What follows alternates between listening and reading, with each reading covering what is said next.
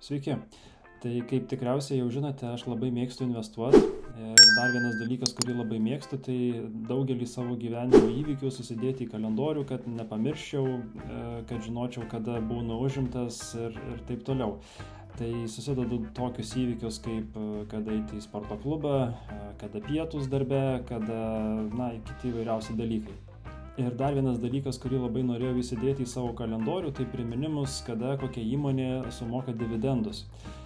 Ir ilgai ieškojau tokios aplikacijos, programėlės, kuri suteiktų man tokią galimybę, kuri turėtų dividendų mokėjimo kalendorių, kurį būtų galima sinchronizuoti su Google kalendorium, bet tokio niekur neradau, tai dėl to nusprendžiau pasidaryti pats.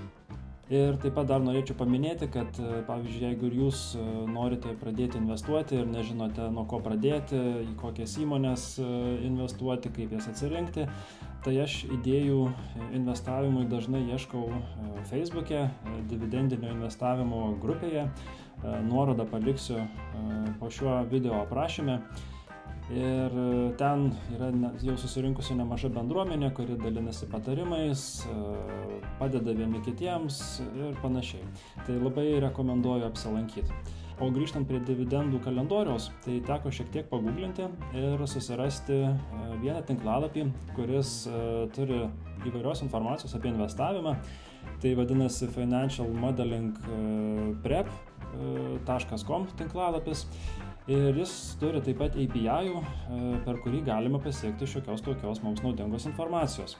Tai atsidarius tinklalapį ir susiradus API skiltį galima rasti, kad tinklalapis suteikia mums štai tokią nuorodą. Ir ją atsidarius mums būtų suteikta maždaug tokia informacija. Tai būtų data, kada mokami dividendai, čia tikriausiai data, kokio dydžio dividendas, kokia įmonė. Ir reikia užsiregistruoti, kad gautum savo API-aus raktą. Ir dar kas lieka, tai tik tais tada nusirodyti jau datas, laikotarpį, už kurį mums įdomu sužinoti dividendų mokėjimus. Ir čia yra vienas toks apribojimas, kad su nemokamu akauntu galima kreiptis į šią nuorodą 3 kartus per minutę. Tai man šiuo atveju šito pilnai užtenka, nes kreiptis aš ketinu tikrai nedažnai. Tos akcijos, tos įmonės apie savo mokamus dividendus labai jau dažnai neskelbia informacijos ir man nėra būtina žinoti ten kas minutę. Tai man daugiausiai kiek reikės, tai 1 kartą per dieną, galbūt ir rečiau nustatysiu tą naujinimą. Bet sakykime, kad 3 kartų per minutę, tai daugiau nei per akis. Na ir struktūra viso šito mano projektėlio bus tokia, kad duomenims apdoroti naudosiu Pythoną. Tai su Pythonu kreipsiuosi į šią nuorodą, gausiu visą sąrašą įmonių, kokias tik pateikia šis API-us, nes čionais nėra galimybės pasirinkti reikiamų įmonių sąrašo, tai reikės užsikrauti visas. Tada kreipsiuosi į savo duombazę, kurioje saugau informaciją apie savo turimas įmonės, kiek dividendų turi tos įmonės. Tada bus galima susijęti šias dvi lentas, pasiskaičiuoti, kiek gausiu dividendų, netgi galėsiu pasiskaičiuoti ir maždaug kokią sumą gausiu. Ir šią sumą taip pat bus galima įsidėti į tuos kalendoriaus įrašus. Ir galiausiai prisijungsiu prie Google API-aus ir viską sukelsiu į savo kalendorių. Tai galim dabar jau iš karto ir pradėti. Tai kadangi man jau su šitais duomenimis teko šiek tiek pasitreniruoti, tai jau žinau, kokių iš vis man bibliotekų reikės. Tai reikės viso sąrašo, reikės requests, bandų, data time, tam, kad galėčiau šiek tiek apdoroti datas, nes reikės jas įdėti į nuorodą. Taip pat prisijungimui prie Google API skirtų bibliotekų ir panašiai. Tai apie jas šiandien neįsiplėsiu. Galbūt jau čia yra ir kai kurių man nereikalingų bibliotekų, bet kol eksperimentavau, kaip visą tą pasidaryti, tai aš jų prisijungiau visai ir nemažai. Taip, tai pirmiausiai tada galima įsikelti nuorodą, kuri mums bus reikalinga. Tai ta nuoroda, kaip ir buvo nurodyta tinklalapyje, bus tokia. Bet ją šiek tiek pasikeisiu tam, kad galėčiau naudoti dinaminius datos rėžius Tai visa tai turi būti įvesta virš nuorodos.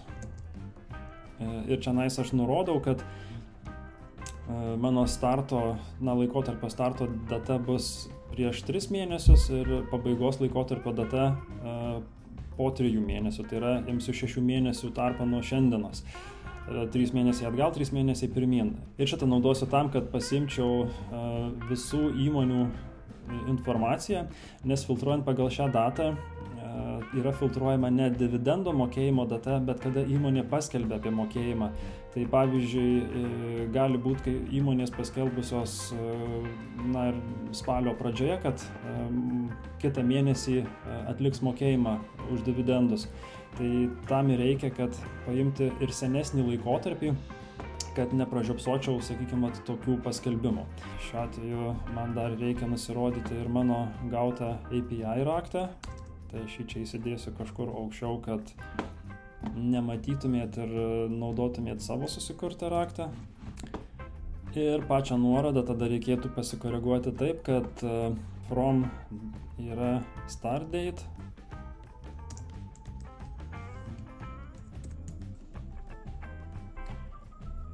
To yra end date ir your API key bus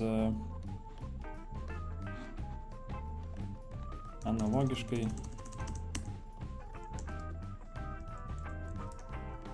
API key. Paleidžiam šitą. Taip. Visada pamirštu, kad čia dar reikia nurodyti, kad tai yra URL.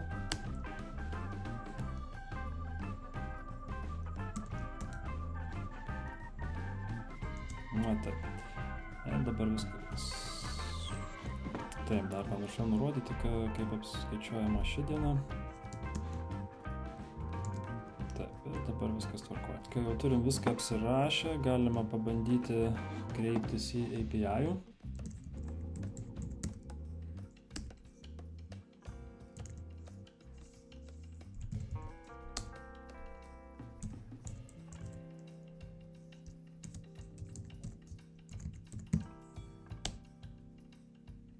Ir pasižiūrėti, ką jis mums atiduoda.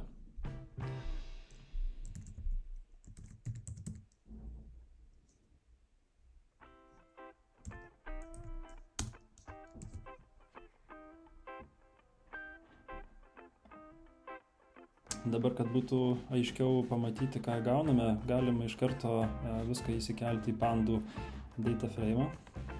Tai def lygu.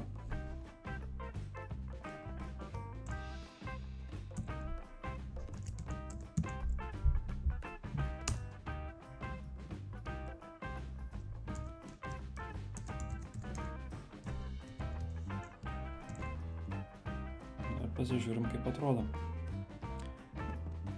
Taip, tai matom netgi daugiau informacijos, negu kad buvo pateikta tam JSON faile tinklalapį pavyzdį. Taip, tai čia matom tą vadinamą simbolį, tikerį, matom, kiek bus išmokama dividendų ir kada dividendų mokėjimo data. Tai šiuo atveju man visos informacijos nereikia, man užteks tik tais keletos stulpų, tai aš susikursiu tada naują data frame, tik su šitais stulpais, kurie man reikalingi. Tai iš esmės man reikia tik tais dividendo mokėjimo datos, simbolio ir sumos už kiekvieną turimą akciją. Kitas žingsnis dabar yra prisijungti turimus duomenis apie akcijas, tai kaip ir minėjau, kad kiek turiu akcijų, sąrašą tų akcijų ir taip toliau, tai aš irgi jau turiu pasiruošęs tą prisijungimą prie savo duomenų bazės, nes viską kaupiu pačioje savo duomenų bazėje, tai čia viskas atrodo irgi paprastai. Na, jūs to tikriausiai nedarysit, nes kažin ar turit savo duomenų bazę, bet aš turiu ir jeigu jūs bandysit pakartoti visą šitą, pasidaryti patys visą šitą, tai jūs, sakykime, savo akcijas galit būti susivedę kokiam nors ar Excel'yje, ar kažkur panašiai, kad, irgi, kad susilyginti ir rūšiuoti tik tais tas turimas akcijas, kad nereikėtų matyti visų ir nereikalingų. Taip, tai šiuo atveju aš gaunu tokį savo sąrašą. Ir dabar galim pabandyti prisijungti iš karto prie Google API-aus. Tai šiandien aš nerodysiu, kaip prisijungti prie Google API-aus, tai yra kaip susikonfigūruoti viską, susikurti raktus, tokenus ir taip toliau. Jeigu jums įdomu ir norit sužinoti, kaip tą padaryti, tai galite rašyti komentaruose, susuksiu apie tai atskirą video. O dabar tiesiog turiu pasiruošęs jau skriptuką prisijungimui. Tai čia yra tiesiog turimas mano token failas su visais reikiamais kredencialais, tokenais ir taip toliau. Ir jis tiesiog yra atidaromas, pasiimama informacija ir prisijungiama. Toliau kitas žingsnis, tai reikia tiesiog Google kalendoriuje susikurti naują kalendorių. Tai aš turiu susikūręs tokį kalendorių, dividendai. Ten reikia nueiti į nustatymus, pasiimti jo ID, kuris yra štai čia. Ir jis bus naudojamas identifikavimui, į kurį kalendorių visi šie duomenys bus keliami. Tai vėlgi reikia nusirodyti tą kalendorių ir kitą informaciją. Šiuo atveju reikia nusirodyti ir laiko zoną, kurioje mes esame, kad būtų tikslesnis įvedimas, nes esu anksčiau kūręs kitą kalendorių ir nenurodžius laiko zonos, tai neteisingai yra nurodomos valandos. Aš aišku valandų nenaudosiu, bet turiu šitą skriptuką pasiruošęs tokį kaip šabloną, tai jį tiesiog, kad būtų greičiau ir paprasčiau, čia ir įsipeistinu. Kitas žingsnis yra sugalvoti, kaip naujinti visus duomenis, kad neatsirastų besidubliuojančių įrašų ir panašiai. Tai jų gali atsirasti dėl to, kad, pavyzdžiui, vieną kartą nuskaičius per API įmonių sąrašą, gausim, pavyzdžiui, įmonę, kuri moka dividendus kas mėnesį ir moka, tarkim, 15 dieną. Tarkim, šio mėnesio 15 dieną. Rytoj nuskaičius dar kartą šitą informaciją galime gauti, kad atsiranda dar viena įmonė, kuri moka, tarkim, 16 dieną, bet tuo pačiu atsiranda ir ta pati, kuri moka 15 dieną, nes ji vis dar yra mums aktuali. Tai kalendoriuje tokiu atveju naujinant susikurtų dubliai.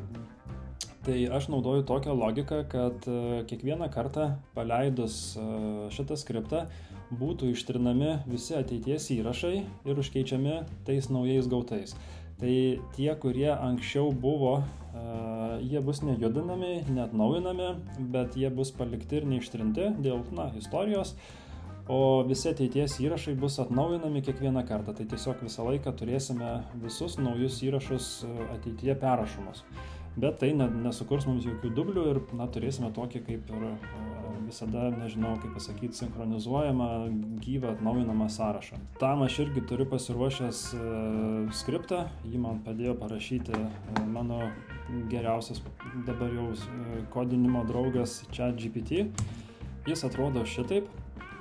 Čia tiesiog yra ištrinami visi šio kalendoriaus įrašai, tai galiu aš dabar tą ir paleisti. Taip, nes nepaleidau šito. Dabar paleidžiam šitą. Ir visi įvykiai yra ištrinti. Taip, kitame žingsnyje aš susidėlioju logiką atrūšiavimo man aktualių įmonių. Tai šiuo atveju man reikia sujungti lentą iš API-aus ir tą lentą, kurią gaunu iš savo duomenų bazės. Tai atrodo šitaip ir galim pasižiūrėti, kas iš karto gaunasi.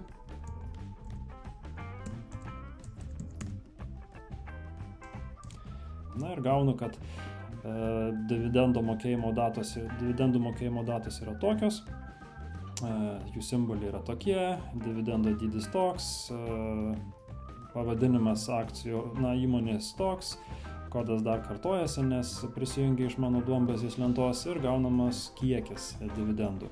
Dabar aš darysiu filtravimą, tai pirmiausiai man reikia suteikti šitam stulpeliui datos tipą, nes kol kas jis gali būti tiesiog tekstinis. Tai su šita komanda nustatau, kad tai yra datos stulpelis, kad galėčiau atlikti filtravimą. Ir nufiltruoti aš noriu visus praeities įvykius, kad liktų tik tais ateities įvykiai, tai yra ateities mokėjimai. Tai galiu paleisti ir iš karto matom, kad lieka visi įvykiai, kurie bus vėliau negu šiandien. Tai yra pasilieku tik tos mokėjimus, kurie bus vėlesni nei šiandien. Na ir dar ką noriu padaryti, tai pasiskaičiuoti, kokią maždaug sumą už dividendus aš gausiu. Tai šitą pasiskaičiuojam sudauginus dividendo kiekį ir dividendo dydį. Tai yra akcijų kiekį ir dividendo dydį. Ir dar padauginu visą tai iš 0,85, nes 15% yra atskaitoma mokesčiams. Taip pat dar suapvalinsiu skaičius po kablelio, nes čia sudauginus po kablelio kartais gaunasi didesnis skaičius, tai viską suapvalinam po kablelio ir gaunu, kad sumos, šiuo atveju doleriais, bus štai tokios gaunamos. Tai kai dabar jau turiu šitą lentelę, galime įsidėti skriptuką, kuris sukels visą šitą informaciją į mano kalendorių. Tai šitą irgi esu pasiruošęs ir trumpai galiu pakomentuoti, kad čia tiesiog gaunasi toks JSON-o struktūros, JSON-o struktūra, kur tiesiog nusirodai čia iš kokio data frame bus keliami duomenys. Dar aš čia naudoju TQDM skriptą, kuris parodo, kaip greitai pavyksta kelti tuos duomenis, rodo būseną. Čia nurodai prie summary pavadinimą, kuris bus to įrašo pavadinimas kalendoriuje. Čia tada nurodai, kas bus description'e, tai yra viduje atsidarius patį kalendoriaus eventą, kad matytum kažkokią informaciją, tai aš čia nusirodau dividendų kiekį, dividendo dydį ir kokia suma bus gauta. Ir čia tada tiesiog nurodau įvykio pradžios, pabaigos datas, tai šiuo atveju nenurodau laiko, tai gausis visos dienos įrašas, kas reiškia, kad bus pačiame kalendoriaus viršuje, be pradžios ir pabaigos, tiesiog nedidelis įrašiukas. Ir viskas, galima šitą paleisti ir pamatyti, kas gausis. Tai kad būtų įdomiau, aš šalia pasidėsiu ir kalendorių.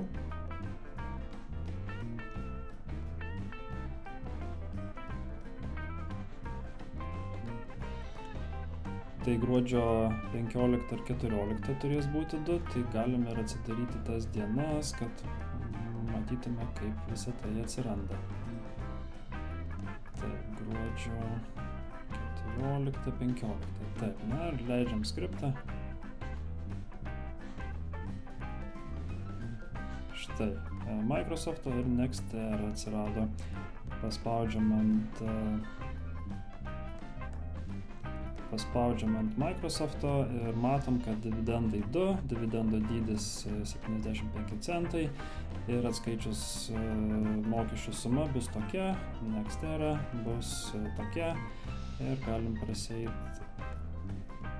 Taip, Realty Income Corporation 18 eurų gausiu lapkričio 15 dieną.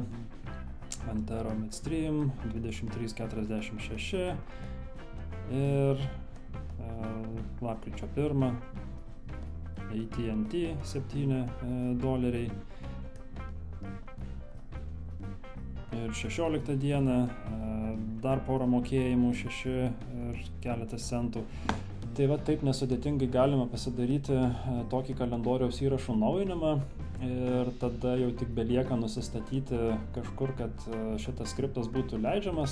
Aš skriptų paleidimui naudoju programėlę Zycron, tai jeigu įdomu, galėčiau apie ją irgi atskirą video padaryti.